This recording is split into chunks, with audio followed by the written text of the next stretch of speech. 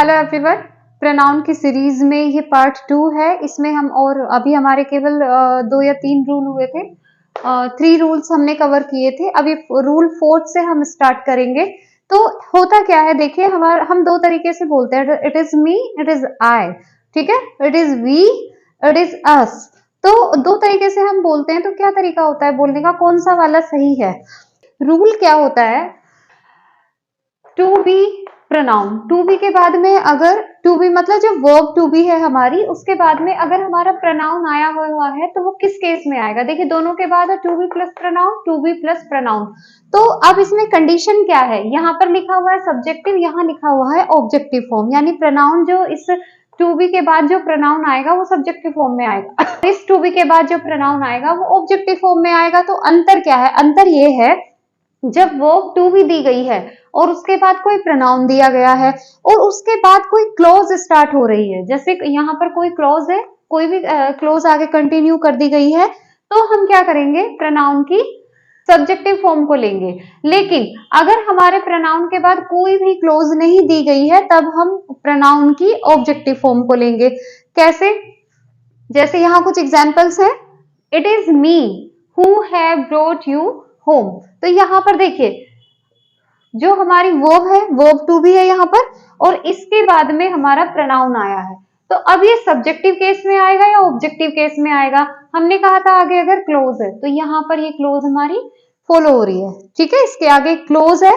तो अगर क्लोज है तो इसकी सब्जेक्टिव फॉर्म चाहिए, यानी ये नहीं आएगा, इसकी जगह आएगा I, it is I who have brought you home. इस तरीके से यहाँ पर नेक्स्ट है, was it her who did it for you. तो यहाँ पर भी हमारी आगे क्लोज है, यानी सेंटेंस हमारा नेक्स्ट क्लोज में कंटिन्यू हो रहा है। तो जब नेक्स्ट क्लोज में कंटिन्यू हो रहा है तो यहाँ पर भी क्या आएगा, हमारी सब्जेक्टिव फॉर्म आएगी, ना कि ऑब्जेक्टिव फॉर्म आएगी। क्या आएगा? Was it she, was it she. It will be us who shall buy a new house. यहाँ पर भी हमारी आगे इसके बाद क्लोज है, यहाँ से क्लोज है हमारी, वर्ब टू बी के बाद में क्लोज आ गई है, तो ये भी हमारा subjective form. It will be we who shall buy a new house. देखिए यहाँ पर ये शैल किसके लिए आया है? सोचने की बात भी है कि क्यों है, क्या रीजन है? रीजन ये है कि ये जो शैल आया है ये किसके लिए आया है? ये इस वी के लिए आया है। यहाँ पर ये जो डिड है, ये डिड किसके लिए आया है? शी, वॉज इट शी, क्या यह वह थी जिसने, who did it for you, जिसने यह तुम्हारे लिए किया था। तो इसने किया ना, तो करने वाला कौन हुआ? सब्जेक्ट हुआ। तो जब ये सब्जेक्ट है तो सब्जेक्ट की फॉर्म में आएगा। सब्जेक्ट है, जब सेंटेंस का डूअर है तो डूअर क्या होता है? सब्जेक्ट होता है, करता होता है। करता होता है तो सब्जेक्टिव फॉर्म में लगाएंगे, ऑब्जेक्टिव फॉर्म में तो उसको हम नहीं लगाएंगे। तो यहाँ पर ये शी क्या है? सब्जेक्ट है। इसी तरीके से इट इज मी, यह मैं था, यह मैं हूं, who have brought you home, यह मैं हूं जो तुम्हें घर लेके आया है, ठीक है। यह कौन है? यह मैं हूं जो तुम्हें घर लेके आया। यह लाने का काम किसने किया? इस आई ने किया है। जब आई ने किया है तो आई क्या हुआ? सब्जेक्ट हुआ। सब्जेक्ट हुआ तो सब्जेक्टिव फॉर्म में आएगा। Same it will be us, यह कौन होंगे? हम होंगे। Who shall buy a new house, जो नया घर खरीदेंगे। तो कौन खरीदेंगे? इट तो नहीं खरीदेगा, कौन है? ये वी खरीदेंगे। तो क्या हो जाएगा? यहाँ पर वी हमारा सब्जेक्टिव फॉर्म में आएगा। नेक्स्ट पे चलते हैं, टू बी प्रोनाउन की ऑब्जेक्टिव फॉर्म। अब यहाँ देखिए इट इज आई, अब इसके आगे कोई क्लोज नहीं है, कोई क्लोज नहीं है तो फिर हमें सब्जेक्ट किसका है? ये यहाँ पर क्या ये किसी का सब्जेक्ट है? किसी का भी सब्जेक्ट नहीं है, तो यहाँ पर इसकी ऑब्जेक्टिव फॉर्म। वैसे भी हमारा रूल क्या है कि वर्ब और प्रीपोजिशन के बाद में कौन सी फॉर्म आती है? ऑब्जेक्टिव फॉर्म आती है। यहाँ पर रीजन क्या है? एडजेक्टिव क्लोज है, एडजेक्टिव क्लोज का सब्जेक्ट होता है, तो इसलिए it is me, it is you, ये करेक्ट है। ये क्यों करेक्ट है? क्योंकि यू की सब्जेक्टिव फॉर्म भी यू होती है और ऑब्जेक्टिव फॉर्म भी यू होती है। यहाँ पर आगे कोई क्लोज नहीं है तो यू ऑब्जेक्टिव फॉर्म में आया हुआ है, तो ये करेक्ट है। रूल फिफ्थ क्या है? देखिए जब भी कोई प्रीपोजिशन होती है या कोई वर्ब होती है, वर्ब्स और प्रीपोजिशन, इनके बाद में जब भी प्रोनाउन आता है, ठीक है, कोई प्रीपोजिशन होगी या फिर कोई वर्ब होगी, उसके बाद में अगर प्रोनाउन आएगा तो हमेशा ऑब्जेक्टिव केस में आएगा, ठीक है, सब्जेक्टिव केस में नहीं आएगा। किस केस में? अगर उसके पहले कोई प्रीपोजिशन आई हुई हो या फिर कोई वर्ब आई हुई हो, तब फिर कौन सी फॉर्म आएगी? ऑब्जेक्टिव फॉर्म आएगी। मोस्ट इंपॉर्टेंट रूल है, इसको याद रखना है। कैसे? बिटवीन। अब बिटवीन क्या है? प्रपोजिशन है ये क्या है? प्रपोजिशन। Between you. अब यू की सब्जेक्टिव फॉर्म भी यू होती है, ऑब्जेक्टिव फॉर्म भी यू होती है। कंफ्यूज कहां पे करते हैं कि हर एक के साथ में यू दे देंगे। अभी जैसे पिछले वाले सेंटेंस में भी हमने पढ़ा इट इज यू, तो यू क्या हुआ? करेक्ट था। क्यों? क्योंकि ऑब्जेक्टिव फॉर्म भी होती है। लेकिन दूसरे वाले में इट इज आई, गलत था, क्योंकि सब्जेक्टिव फॉर्म नहीं आएगी, क्योंकि आगे कोई क्लोज नहीं थी उसमें। तो सेम यहां पर यू दे दिया, कंफ्यूज करने के लिए दे देंगे यू को। यू सही है। क्यों सही है? दोनों फॉर्म सेम होती है। बिटवीन यू एंड आई, ये गलत कर दिया। अब हमें लगेगा यू भी तो दे रखा है, तो आई भी तो सही है। जब यू सही तो आई सही, लेकिन यू का ऑब्जेक्ट भी तो यू ही होता है। आई की ऑब्जेक्टिव फॉर्म आई नहीं होती। उसकी ऑब्जेक्टिव फॉर्म क्या होती है? मी। तो यहां पर हम क्या लगाएंगे? मी लगाएंगे। Between you and me Suhani is intelligent. She is teaching Rohit and she. अब देखिए यहां पर वर्ब आ गई हमारी। शी इज टीचिंग, वह पढ़ा रही है किसको? रोहित को। अब ये तो नाउन है, नेम है। नेम को तो हमारा सब्जेक्टिव ऑब्जेक्टिव फॉर्म नहीं होती, नेम तो नेम होते हैं, तो ये तो करेक्ट हुआ, ये सही है। लेकिन शी अब यहाँ पे वर्ब के बाद में आया है, तो वर्ब के बाद में आया तो ये क्या आएगा? ऑब्जेक्टिव फॉर्म आएगा, रोहित एंड हर, ना कि रोहित एंड शी। लेट दे गो। जो लेट होता है, लेट हमेशा अपने बाद क्या लेता है? ऑब्जेक्ट लेता है। लेट कभी भी अपने बाद में सब्जेक्ट नहीं लेता। किसी भी कंडीशन में लेट के बाद में सब्जेक्टिव फॉर्म नहीं आती है। तो दे गलत, क्या आएगा? देम आएगा। Let them go. अगेन देख लीजिए, जो प्रीपोजिशन होगी या वर्ब होगी उसके बाद में हम हमेशा क्या लेंगे? ऑब्जेक्टिव फॉर्म लेंगे, ना कि सब्जेक्टिव फॉर्म लेंगे। किसकी? प्रोनाउन की। तो between you and me Suhani is intelligent. She is teaching Rohit and her, ना कि शी। लेट के बाद हमेशा ऑब्जेक्टिव फॉर्म आती है, तो लेट देम गो। देखिए रूल नंबर 6 क्या कहता है? रूल नंबर 6 कहता है कि जब हम किसी से बात करते हैं या कहीं पे बैठे होते हैं या कोई कार्य करते हैं, कुछ भी कर रहे हैं, तो हमारे अंदर मैनर्स होते हैं। अच्छे मैनर्स, बुरे मैनर्स, ठीक है? Good manner, bad manner. Good manner क्या होता है कि हम अपने से पहले दूसरों को रखते हैं। बैड मैनर क्या कहता है कि सबसे पहले हम अपने आप को रखते हैं।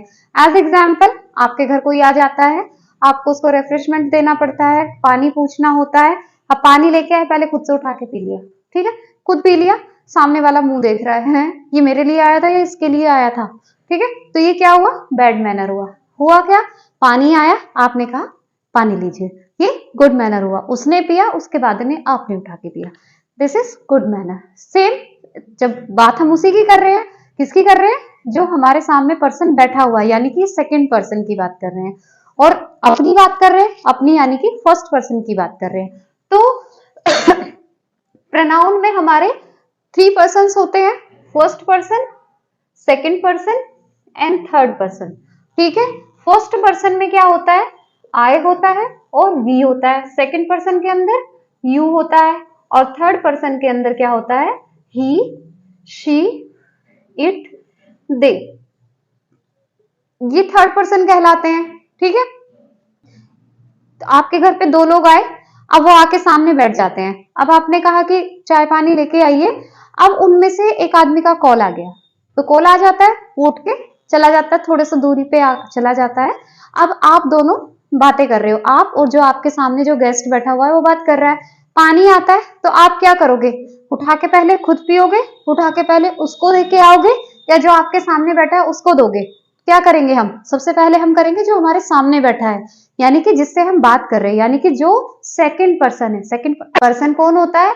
जो जिससे हम बात करते हैं, कांटेक्ट करते हैं, जिससे हम बात कर रहे होते हैं, चाहे वो मैसेज पे बात करें हम उससे, चाहे हम कॉल पे बात करें, चाहे आमने सामने बात करें, किसी भी मीन्स के उसमें कम्युनिकेशन कर रहे हैं हम उससे, लेकिन वो सेकंड पर्सन होता है।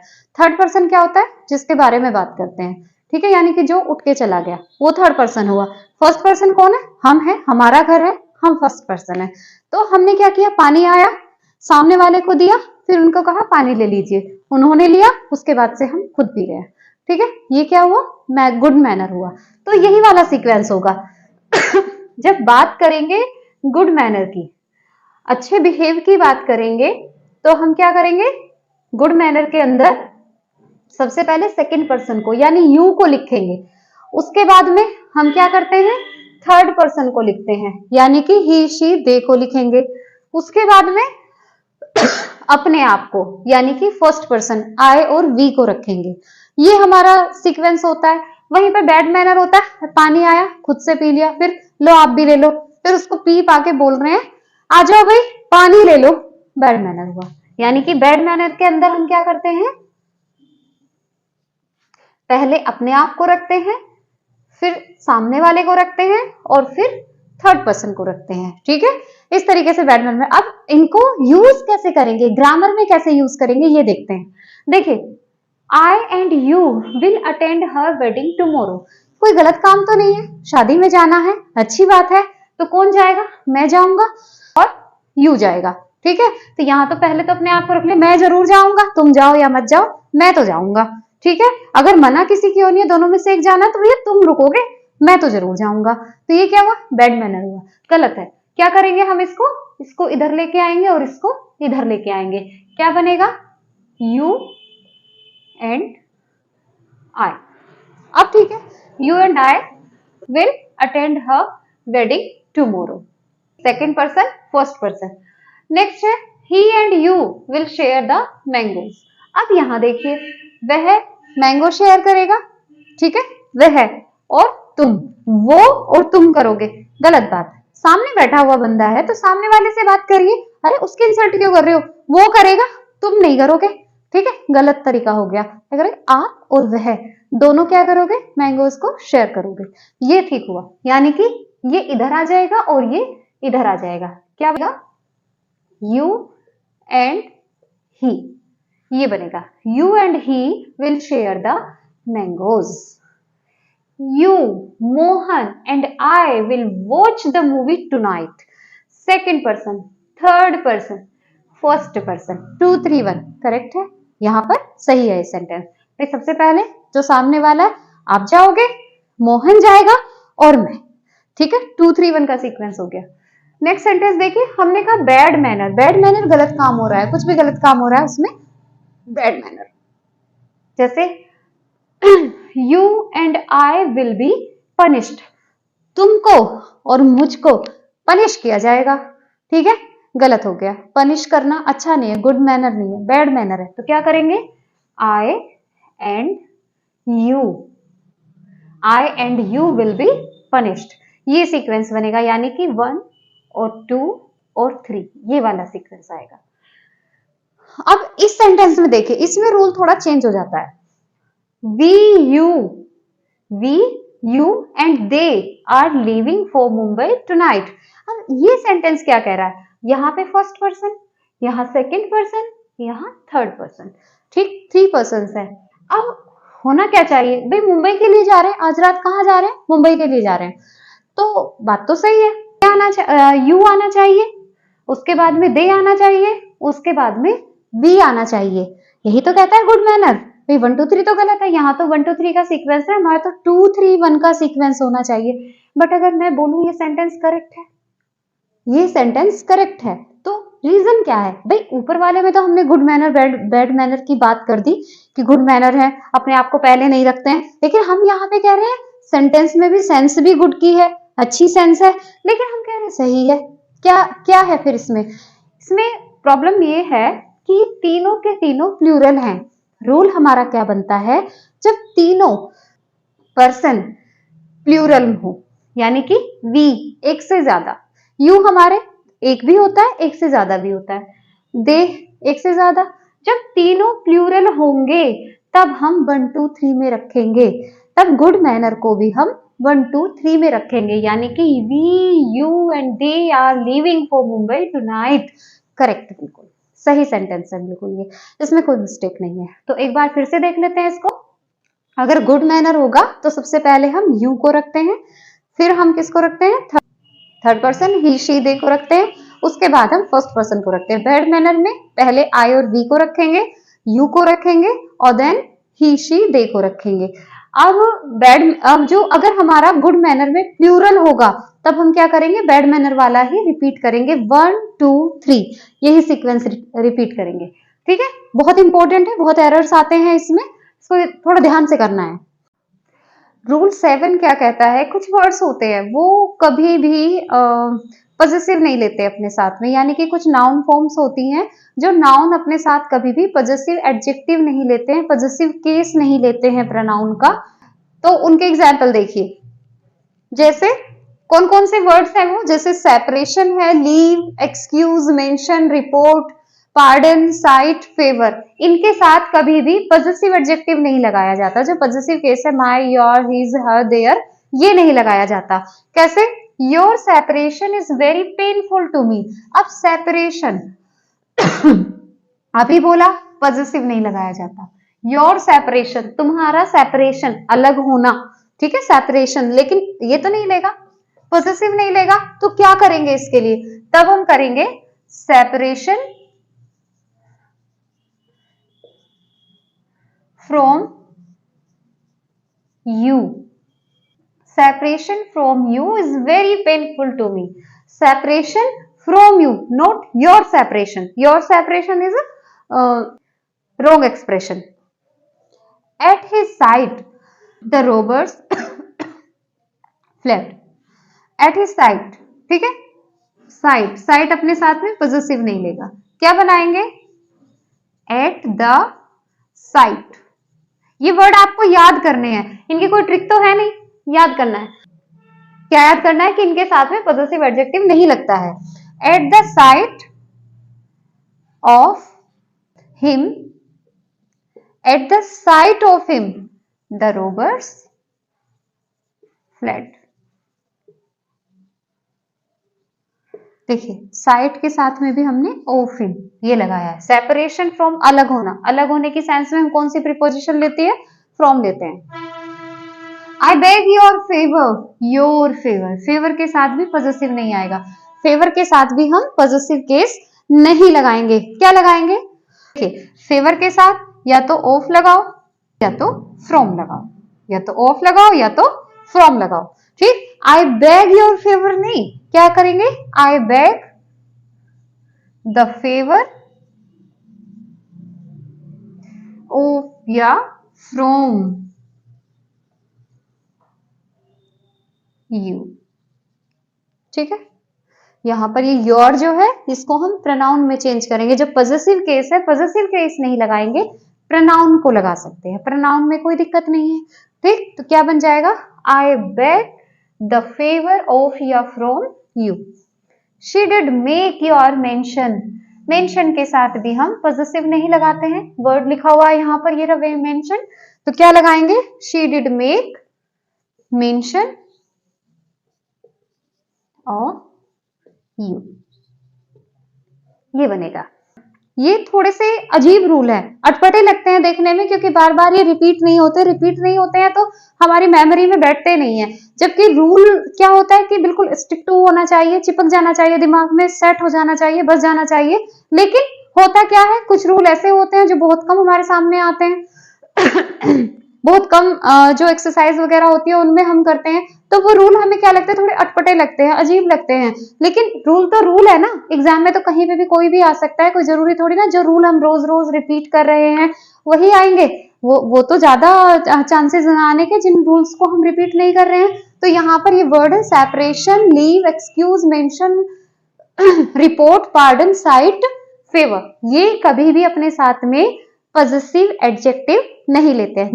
देखिए, जब बात करते हैं चॉइस की, किसकी बात करते हैं, चॉइस की। जब हम चॉइस की बात करते हैं तो हम हु का यूज नहीं करते, तब हम विच का यूज करते हैं। जब चॉइस की बात करेंगे तो हु को रिप्लेस कौन करेगा, विच करेगा। नॉर्मली हम कौन करते हैं, हु का यूज कर देते हैं। जैसे अभी एग्जाम्पल देखेंगे, ऑफ द टू सिस्टर्स, देखो ऑफ द टू वाला सेंटेंस है, हु इज मोर इंटेलिजेंट। देखिए, इसके अंदर हम दो रूल पढ़ेंगे। एक रूल हमने ऑलरेडी पढ़ा हुआ है, जो हमारी आर्टिकल की वीडियो है उसमें पढ़ा हुआ है, लेकिन मैं इस रूल को दोबारा करा रही हूं आपको कि देखिए, ऑफ द टू वाले सेंटेंस में ऑफ द टू वाले सेंटेंस में कंपैरेटिव डिग्री होती है। ऑफ द टू वाले में जब हम कंपेयर करते हैं, कंपैरेटिव डिग्री लगाते हैं, तो हमेशा उससे पहले आर्टिकल द लगाते हैं। तो यहाँ पर पहली चीज तो क्या आएगा, द आएगा, कंपल्सरी है, रूल है ये कि ऑफ द टू में कंपैरेटिव डिग्री से पहले आर्टिकल द आता है, जबकि हम कंपैरेटिव डिग्री से पहले आर्टिकल द नहीं लगाते, सुपरलेटिव से पहले लगाते हैं। लेकिन कंडीशन क्या है, अगर सेंटेंस के अंदर ऑफ द टू है तो फिर कंपैरेटिव से पहले द को लिखेंगे। तो अब सेंटेंस क्या बना, of the two sisters who is the more intelligent. अब यहाँ पर बात कर रहे हैं चॉइस की, दोनों में से कौन, दोनों बहनों में से कौन ज्यादा इंटेलिजेंट है, तो चॉइस हो गई ना, चॉइस में हु नहीं लगाएंगे, जबकि हमें क्या लग रहा है कि यहाँ पर हु करेक्ट है, बट हम हु नहीं लगाएंगे, हु को रिप्लेस करेंगे किससे, विच से, which is more intelligent, because we are talking about choice. Who is your father in the crowd. अब यहाँ पर भी तो पूछ रहे हैं, बहुत सारे लोग हैं, भीड़ भाड़ है, इनमें से तुम्हारे फादर कौन से हैं, तो चॉइस हो गई ना, वहां पर भी तो चूज करने को कह रहे, बताना देख के उनमें से कौन से हैं, तो यहाँ पर भी चॉइस की बात हो रही है, तो यहाँ पर भी हम हु नहीं लगाएंगे, क्या लगाएंगे, विच लगाएंगे, which is your father in the crowd. Who is better of the two dancers, देखिए यहाँ पर क्या आया, of the two, of the two आते कंपैरेटिव डिग्री पहले क्या आ जाएगा, द आ जाएगा। Who is the better of the two dancers in our society, ठीक, तो दोनों जो डांसर्स हैं हमारी सोसाइटी में बेटर कौन है, चॉइस की बात चल रही है, चॉइस की बात चल रही है, तो हु नहीं लगाएंगे, क्या लगा देंगे, विच लगा देंगे, ठीक, ये करेक्ट, ये रॉन्ग हो गया, ये भी रॉन्ग, ये भी, ठीक है। अब इस वीडियो को यहीं तक रखते हैं, नेक्स्ट पार्ट में इसका आगे का कंटेंट लेके आएंगे। वो छोटा टॉपिक नहीं है प्रोनाउन, बहुत बड़ा टॉपिक है, और मुझे ये रहता है कि जो रूल है वो अच्छे से आपको समझ में आने चाहिए। होपफुली आप सभी को ये वीडियोस पसंद आती हैं। Thank you.